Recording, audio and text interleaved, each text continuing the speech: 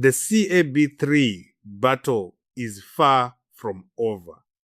After days of intense debate, heated exchanges, and growing national interest, Parliament has officially adjourned discussion on constitutional amendment bill until next Tuesday. But what happens next? Will CAB3 move closer to becoming law? Or will opposition from lawmakers and citizens continue to slow its progress? Justice Minister Honorable Ziyambi has now outlined the roadmap forward, giving Zimbabweans a clearer picture of what to expect in the coming days. And the next stage could be one of the most important moments in the country's constitutional history. Stay tuned. And before we continue, please subscribe, like this video, and turn on notifications for daily Zimbabwe and Africa political news. Let's get into it. Thank you very much. I think in the history of our parliament, you are right. This is the most debated bill. We deliberately decided to have that direction because if you recall, when we did public consultations in the past, we used to have one public consultation per province. This time around, we increased the involvement. We had one public consultation per admin district, which means we deployed a large number of our honorable members to participate in the public consultation. And you see that raised their appetite to want to debate. You can notice that the majority of our MPs, when they stand up to debate, they will emphasize that I'm speaking on behalf of those that I represent, and they'll cite proceedings of the public consultation. And we think it's healthy for constitutional democracy, it's healthy for our lawmaking process because it allows us to refine the legislation and come up with a bill that has been scrutinized thoroughly by members of parliament. So what's next, Minister? What's the next stage? What is next is when I did the count, I'll check now, we were slightly over 100, around 110 MPs that have debated so far. In the history of our parliament, I don't think we've ever had a bill that have those numbers, and we're very happy about that. And we're still happy to have a couple more MPs, those that are willing to debate again.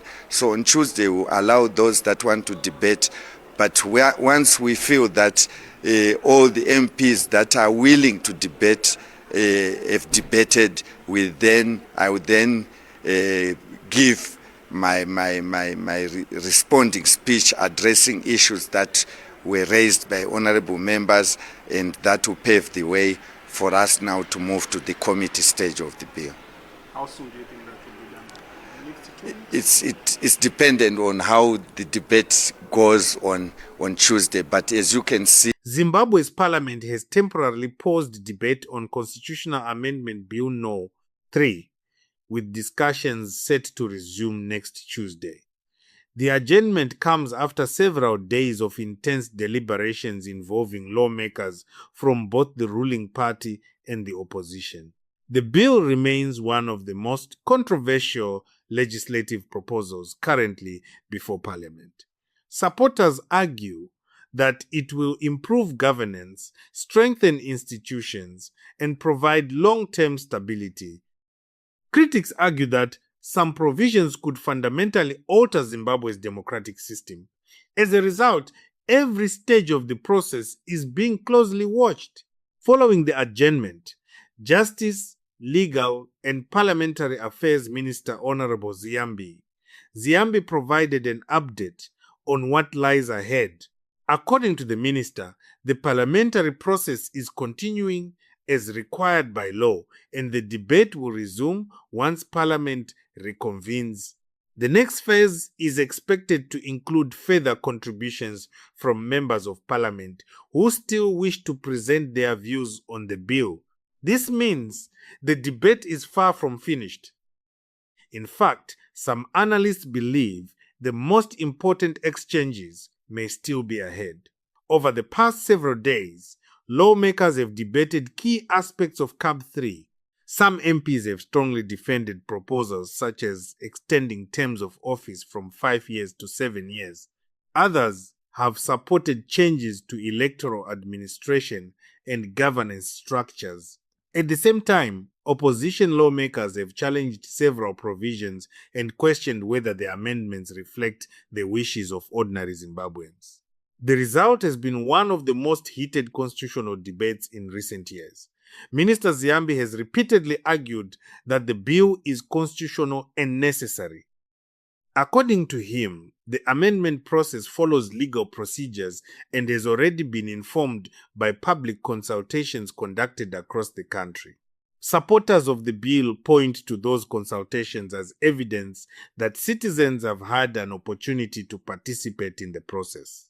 They maintain that Parliament is simply carrying out its constitutional responsibility. However, critics continue raising concerns. Several opposition legislators have argued that the Constitution should not be amended without overwhelming public support. Others have questioned specific provisions relating to governance, elections, and presidential powers. Outside Parliament, civil society groups, legal experts, church leaders, and former military officers have also joined the debate. This shows just how significant CAB3 has become. As Parliament prepares to resume debate next week, political pressure is continuing to build. Supporters are working hard to secure enough backing for the bill. Opponents are mobilizing resistance and encouraging lawmakers to reject controversial provisions. The atmosphere remains tense because many people believe the outcome could shape Zimbabwe's political future for years to come. Political analysts say the next parliamentary session could be crucial. Lawmakers will have another opportunity to present arguments for and against the bill. Additional amendments could be proposed, and Parliament may move closer to deciding the fate of one of the most debated constitutional reforms in the country's history. That is why all eyes are now focused on next Tuesday.